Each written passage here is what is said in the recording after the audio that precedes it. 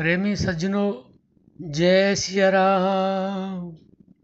प्रेमी सज्जनों, हम आपको ये बताने जा रहे हैं कि अगर आपको ये 3 संकेत मिलें तो भगवान आपसे परम प्रसन्न हैं। ये हमारा भाग 4 है, तो आप ध्यान से सुने और सुन करके उस काम को निश्चय के साथ करें तो आप ये समझना कि भक्ति भाव और आपका विश्वास पूरे निखार पर है, इसमें कोई संदेह नहीं है।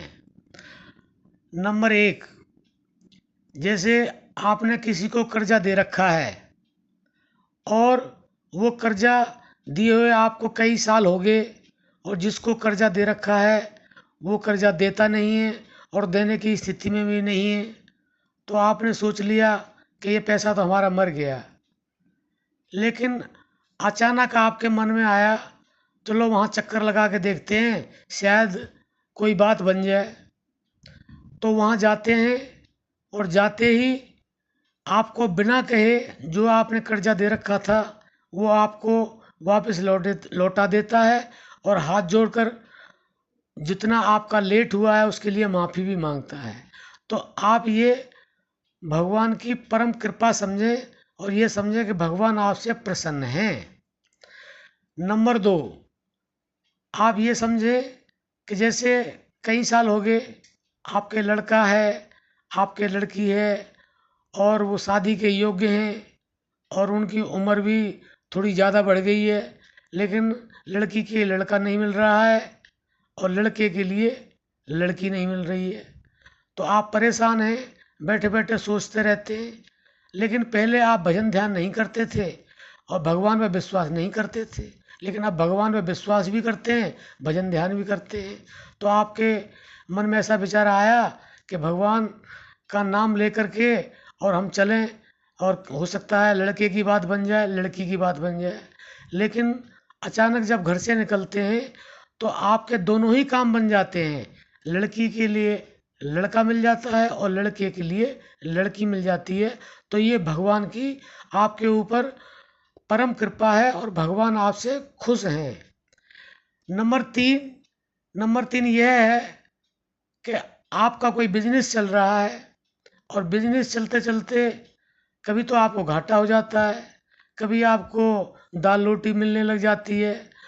प्रॉफिट भी होता है तो थोड़ा बहुत होता है, जितना आपने उसमें पैसा लगा रखा है उसके अकॉर्डिंग आपको जो है कुछ मिल नहीं रहा है, ज़्यादा लाभ नहीं होता है।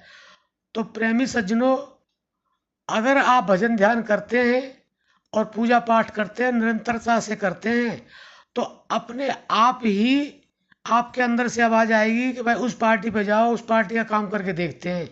पहले तो हमने छोड़ दिया था इस पार्टी का काम, अब करेंगे, शायद हो सकता है कुछ बदलाव हुआ हो। तो आप पार्टी के पास जाते हैं तो पार्टी कहती है मैं तो तेरा इंतजार ही कर रहा था भाई, ये काम तेरे लिए रखा है और अब तू मेरा ही काम करेगा और किसी का काम करे या ना कर। तो आपको इतनी धन की प्राप्ति होगी कि आप सोच नहीं सकते। तो ये तीसरा संकेत है कि परमात्मा भगवान ईश्वर आपसे खुश हैं और उसकी कृपा आपके ऊपर बराबर बन रही है। अब ये ऐसा क्यों हुआ है? ऐसा इसलिए हुआ है क्योंकि पहले आप भजन भाव भक्ति नहीं करते थे और करते थे तो विश्वास और श्रद्धा और भाव के साथ नहीं करते थे। अब जो माता जी का आप सत्संग सुनते हैं तो वो केवल यही बताती हैं कि भजन ध्यान करो, नाम जप करो, पूजा पाठ करो, कुछ भी करो, किसी भी नाम का जप करो, लेकिन उसमें भाव, श्रद्धा और विश्वास बहुत अनिवार्य है।